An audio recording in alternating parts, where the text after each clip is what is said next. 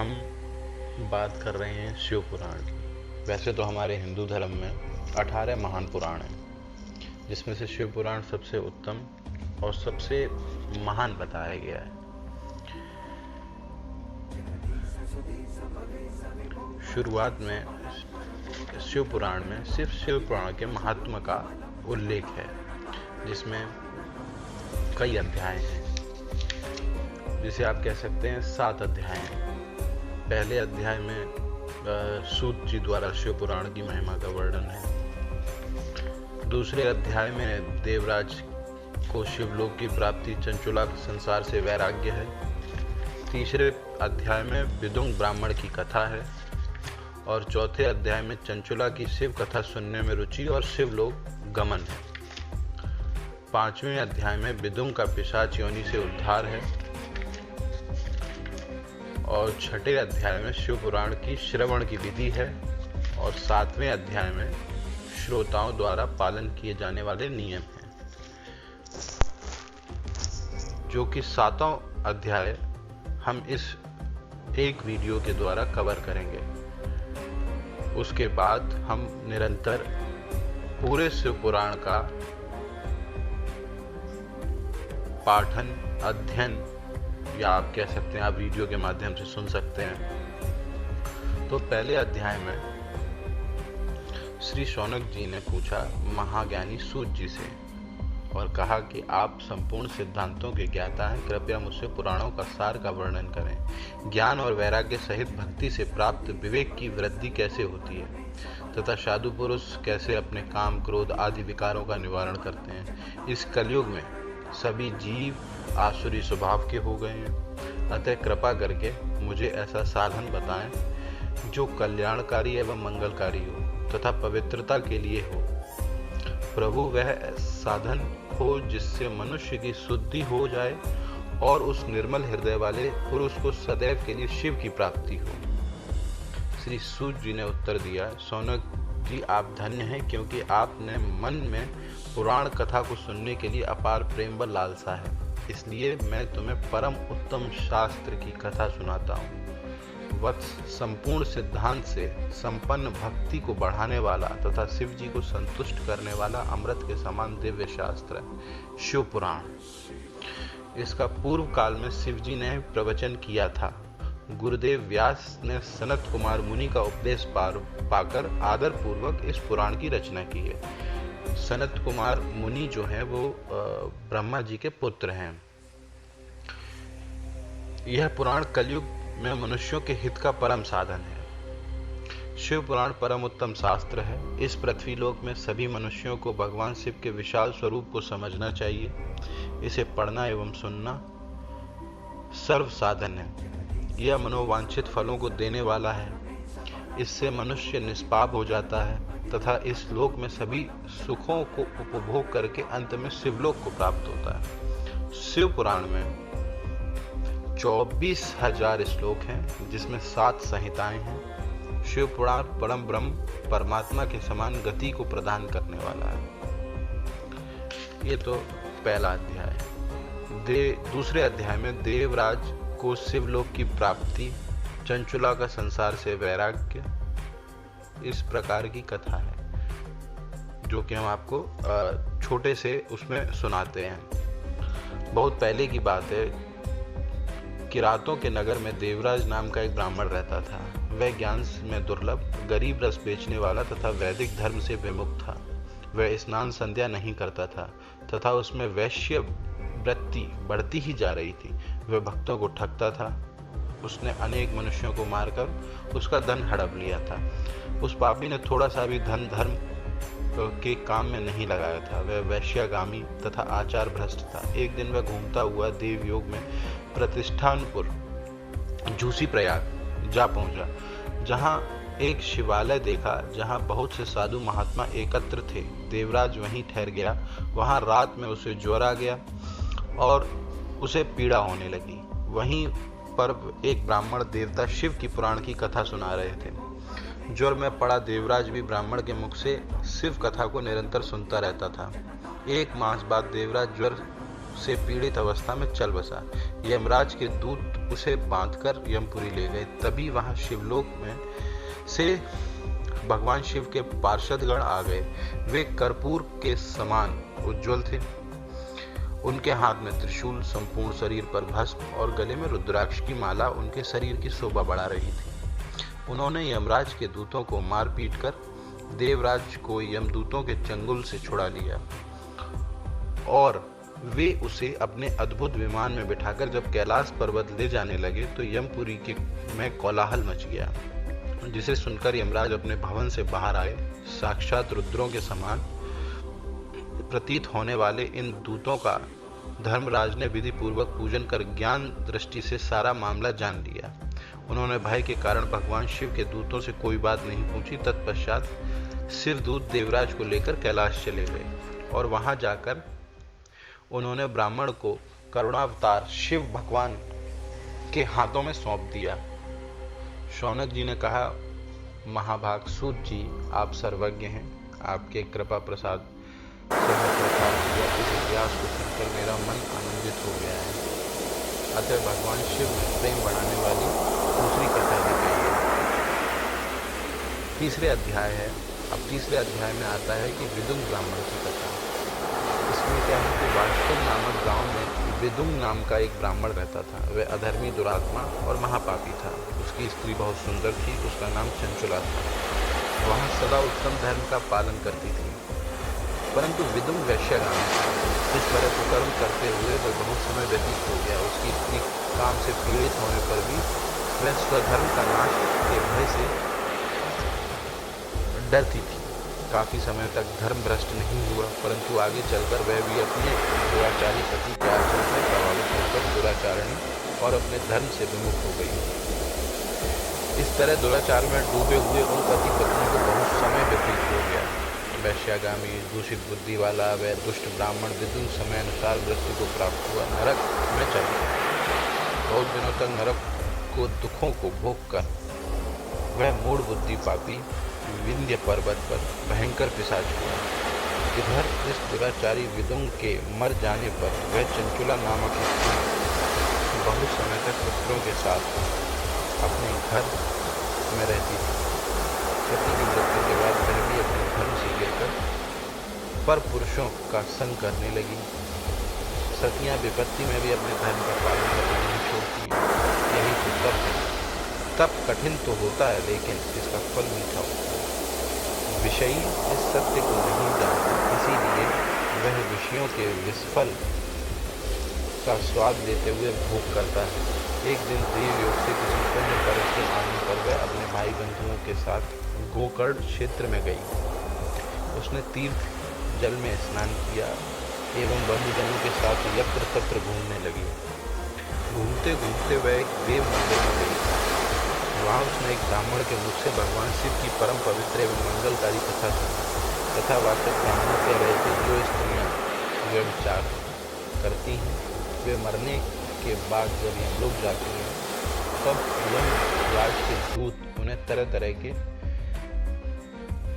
यंत्रणा या किसी भी दंड को देते हैं। यह सारे दंड इतनी वेदना देने वाले होते हैं कि जीव पुकार कर कहता है कि अब ऐसा नहीं करेगा, लेकिन यमदूत उसे नहीं छोड़ते। कर्मों का फल तो सभी को भोगना पड़ता है। देव, ऋषि, मनुष्य सभी इससे बंधे हुए हैं। ब्राह्मण के मुख से यह वैराग्य बढ़ाने वाली कथा सुनकर चंचुला भय से व्याकुल हो गई। कथा समाप्त होने पर सभी लोग वहां से चले गए। तब कथा बांचने वाले ब्राह्मण देवता से चंचुला ने कहा, हे ब्राह्मण, धर्म को न जानने के कारण मेरे द्वारा बहुत बड़ा दुराचार हुआ है। स्वामी, मेरे ऊपर कृपा कर मेरा उद्धार कीजिए। आपके प्रवचन को सुनकर मुझे इस संसार से वैराग्य हो गया है। मुझ मूढ़ चित्त वाली पापनी को धिक्कार है। मैं निंदा के योग्य हूँ। मैं बुरे विषयों में फंसकर अपने धर्म से विमुख हो गई थी। कौन मुझ जैसी कुमार्ग में मन लगाने वाली पापनी का साथ देगा?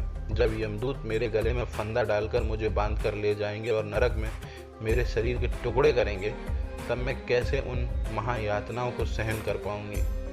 मैं सब प्रकार से नष्ट हो गई हूँ, क्योंकि अभी तक मैं हर तरह से पाप में डूबी रही। हे ब्राह्मण, आप मेरे गुरु हैं, आप ही मेरे माता पिता हैं। मैं आपकी शरण में आई हूँ।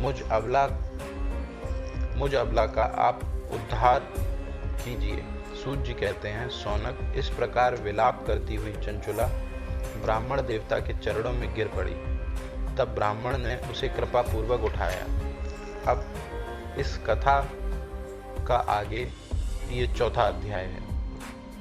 ब्राह्मण बोले, नारी, तुम सौभाग्यशाली हो जो भगवान शंकर की कृपा से तुमने वैराग्यपूर्ण शिव पुराण की कथा सुनकर समय से अपनी गलती का एहसास कर लिया। तुम डरो मत और भगवान शिव की शरण में जाओ। उनकी परम कृपा से तुम्हारे सभी पाप नष्ट हो जाएंगे। मैं तुम्हें भगवान शिव की कथा सहित वह मार्ग बताऊंगा जिसके द्वारा तुम्हें सुख देने वाली उत्तम गति प्राप्त होगी। शिव कथा सुनने से तुम्हारी बुद्धि शुद्ध हो गई है और तुम्हें पश्चाताप हुआ है तथा मन में वैराग्य उत्पन्न हुआ है। पश्चाताप ही पाप करने वाले पापियों के लिए सबसे बड़ा प्रायश्चित है। पश्चाताप ही पाप का शोधक है। जो मनुष्य अपने कुकर्म के लिए पश्चाताप नहीं करता वह उत्तम गति प्राप्त नहीं करता है।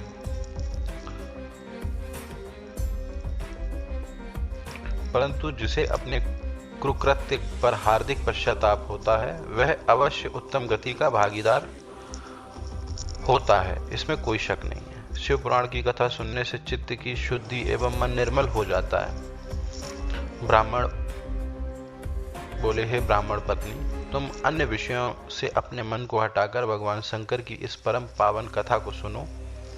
इससे तुम्हारे चित्त की शुद्धि होगी और तुम्हें मोक्ष की प्राप्ति होगी। जो मनुष्य निर्मल हृदय से भगवान शिव के चरणों का चिंतन करते हैं उनको एक ही जन्म में मुक्ति हो जाती है।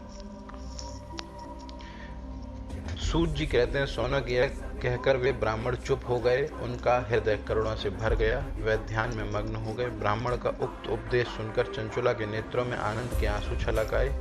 वह हर्ष भरे हृदय से ब्राह्मण देवता के चरणों में गिर गई और हाथ जोड़कर बोली, मैं कृतार्थ हो गई। हे ब्राह्मण, शिव भक्तों में श्रेष्ठ स्वामिन, आप धन्य हैं। आप परमार्थ दर्शी हैं। आप सदा परोपकार में लगे रहते हैं। साधो, मैं नरक के समुद्र में गिर रही हूँ। कृपा कर मेरा उद्धार कीजिए। जिस पौराणिक व अमृत के समान सुंदर शिव पुराण की कथा की बात आपने की है उसे सुनकर ही मेरे मन में वैराग्य उत्पन्न हुआ है। उस अमृतमयी शिव पुराण कथा को सुनने के लिए मेरे मन में बड़ी श्रद्धा हो रही है। कृपया आप मुझे उसे सुनाइए। शिव पुराण की कथा सुनने की इच्छा मन में लिए हुए चंचुला उन ब्राह्मण देवता की सेवा में वहीं रहने लगी और वह निरंतर शिव पुराण सुनती थी और उसका पाठ करती थी। कुछ समय बाद अपना समय पूर्ण होने पर चंचुला ने बिना किसी कष्ट के अपना शरीर त्याग दिया। उसे लेने के लिए एक दिव्य विमान वहां पहुंचा। वह विमान शोभा साधनों से सजा था एवं शिव गणों से सुशोभित था। चंचुला विमान में शिवपुरी पहुंची। उसके सारे पाप धुल गए। वह दिव्यांगना हो गई। वह गौरांगी देवी मस्तक पर अर्धचंद्र का मुकुट व अन्य दिव्य आभूषण पहने शिवपुरी पहुंची। वहां उसने सनातन देवता त्रिनेत्रधारी महादेव को देखा। तभी सभी देवता उनकी सेवा में भक्ति भाव से उपस्थित थे। उनकी अंग कांति करोड़ों सूर्यों के समान प्रकाशित हो रही थी। 5 मुख और हर मुख में 3-3 नेत्र थे। मस्तक पर अर्ध चंद्रकार मुकुट शोभायान था। कंठ में नील चिन्ह था। उनके साथ में देवी गौरी विराजमान थी जो विद्युत पुंज के समान प्रकाशित हो रही थी। महादेव जी की कांति कपूर के समान गौर थी। उनके शरीर पर श्वेत वस्त्र थे तथा शरीर श्वेत भस्म से युक्त था। इस प्रकार भगवान शिव के परम उज्ज्वल स्वरूप के दर्शन कर चंचुला बहुत प्रसन्न हुई। उसने भगवान को बारंबार प्रणाम किया और हाथ जोड़कर प्रेम, आनंद और संतोष से युक्त हो विनीत भाव से खड़ी हो गई। उसके नेत्रों में आनंद श्रुओं की धारा बहने लगी। भगवान शंकर व भगवती गौरी उमा ने करुणा के साथ सौम्य दृष्टि से देखकर चंचुला को अपने पास बुलाया। गौरी उमा ने उसे प्रेम पूर्वक अपनी सखी बना लिया। चंचुला सुख पूर्वक भगवान शिव के धाम में उमा देवी की सखी के रूप में निवास करने लगी। यह कथा सिर्फ एक कथा ही नहीं है। शिव पुराण में ये बताती है कि शिव की भक्ति अगर हम करते हैं तो हम किए हुए कई पापों से छुटकारा पा सकते हैं। अब आता है 5वां अध्याय, जिसमें विदुं का पिशाच योनि से उद्धार है, जिसमें चंचुला माता गौरी से प्रार्थना करके विदुं अपने पति का पिशाच योनि से उद्धार कराती है। तो उसी चीज का ही संपूर्ण वर्णन है। अब आता है 6वां अध्याय। 6वां अध्याय में शिव पुराण के श्रवण करने की विधि है, जिसमें शौनक जी सूत जी से इसकी संपूर्ण विधि पूछते हैं। सूत जी ने कहा, मुने शौनक, तुम्हें संपूर्ण फल की प्राप्ति के लिए मैं शिव पुराण की विधि सविस्तार बताता हूँ।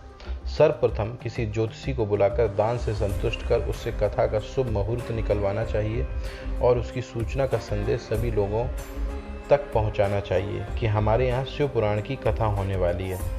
अपने कल्याण की इच्छा रखने वालों को इसे सुनने अवश्य पधारना चाहिए। देश देश में जो भी भगवान शिव के भक्त हों तथा शिव की कथा के कीर्तन और श्रवण के उत्सुक हों, उन सभी को आदर पूर्वक बुलाना चाहिए और उनका आदर सत्कार करना चाहिए। शिव पुराण सुनने के लिए मंदिर, तीर्थ, वन प्रांत अथवा घर में ही उत्तम स्थान का निर्माण करना चाहिए। केले के खंभों से सुशोभित कथा मंडप तैयार कराएं, उसे सब और फल, पुष्प, सुंदर चंदोवे से अलंकृत करना चाहिए। चारों कोनों पर ध्वज लगाकर उसे विभिन्न सामग्री से सुशोभित करें। भगवान शंकर के लिए भक्तिपूर्वक दिव्य आसन का निर्माण करना चाहिए तथा कथावाचक के लिए एक दिव्य आसन का निर्माण करना चाहिए। नियम पूर्वक कथा सुनने वालों के लिए भी सुयोग्य आसन की व्यवस्था करें तथा अन्य लोगों के बैठने की भी व्यवस्था करें। कथा बाँचने वाले विद्वान के प्रति कभी भी बुरा भाव न रखें। इस तरह से इसमें शिव पुराण के श्रवण की विधि है, यानी कि सुनने की विधि। अब आता है 7वां अध्याय, श्रोताओं द्वारा पालन किए जाने वाले नियम, यानी कि जो सुन रहे हैं उनको क्या नियम पालन करने चाहिए। इसमें कहा गया है कि सूत जी बोले, शौनक, शिव पुराण सुनने का व्रत लेने वाले पुरुषों के लिए जो नियम हैं उन्हें भक्ति पूर्वक सुनो। शिव पुराण की पुण्यमयी कथा नियम पूर्वक सुनने से बिना किसी विघ्न बाधा के उत्तम फल की प्राप्ति होती है। दीक्षा रहित मनुष्य को कथा सुनने का अधिकार नहीं है, अतः पहले वक्ता से दीक्षा ग्रहण करनी चाहिए। नियम पूर्वक कथा सुनने वाले मनुष्य को ब्रह्मचर्य का अच्छी तरह से पालन करना चाहिए। उसे भूमि पर सोना चाहिए, पत्तल में खाना चाहिए तथा कथा समाप्त होने पर ही अन्न ग्रहण करना चाहिए। समर्थ मनुष्य को शुद्ध भाव से शिव पुराण की कथा की समाप्ति तक उपवास रखना चाहिए, यानी कि जो समर्थ है। ऐसा जरूरी नहीं है कि अगर आप के शरीर में सामर्थ्य नहीं है तो आप उपवास रखें, और एक ही बार भोजन करना चाहिए। गरिष्ठ अन्न, दाल, जलान, सेम, मशहूर तथा बासी अन्न नहीं खाना चाहिए। जिसमें कथा का व्रत ले रखा हो उसे प्याज, लहसुन, हींग, गाजर, मादक वस्तु तथा आमिष कहीं जाने वाली वस्तुओं को त्याग देना चाहिए। ऐसा मनुष्य प्रतिदिन सत्य, सोच, दया, मौन, सरलता, विनय तथा हार्दिक उदारता आदि सद्गुणों को अपनाए तथा साधु संतों की निंदा का त्याग कर नियम पूर्वक कथा सुने। सूत जी कहते हैं कि मुने, शिव पुराण का सारा महात्म्य जो संपूर्ण फल देने वाला है मैंने तुम्हें सुना दिया। अब आप और क्या सुनना चाहते हो। श्रीमान शिव पुराण सभी पुराणों के माथे का तिलक है। जो मनुष्य सदा भगवान शिव का ध्यान करते हैं, जिनकी वाणी शिव के गुणों की स्तुति करती है और जिनके दोनों कान उनकी कथा सुनते हैं, उनका जीवन सफल हो जाता है। वे संसार सागर से पार हो जाते हैं। ऐसे लोग इहलोक और परलोक में सदा सुखी रहते हैं। भगवान शिव के सच्चिदानंदमय स्वरूप का स्पर्श पाकर ही समस्त प्रकारों के कष्टों का निवारण हो जाता है। उनकी महिमा जगत के बाहर और भीतर दोनों ही जगह विद्यमान है। उन आनंद स्वरूप परम शिव की ही मैं शरण लेता हूँ। इस तरह मैंने आपको शिव पुराण का महात्म्य पूरा बताने की कोशिश की है। अगर कुछ भी गलती हुई है मुझे इस पे पढ़ने में, तो हे प्रभु शिव मुझे क्षमा करना, और आप सब भी। शिव पुराण के महात्म्य के बाद अब हम शिव पुराण को पढ़ेंगे और आगे हम प्रतिदिन एक अध्याय का पाठ करेंगे। और आप सब सुनिए और हमारे इस शिव पुराण के साथ बने रहिए। ओम नमः शिवाय।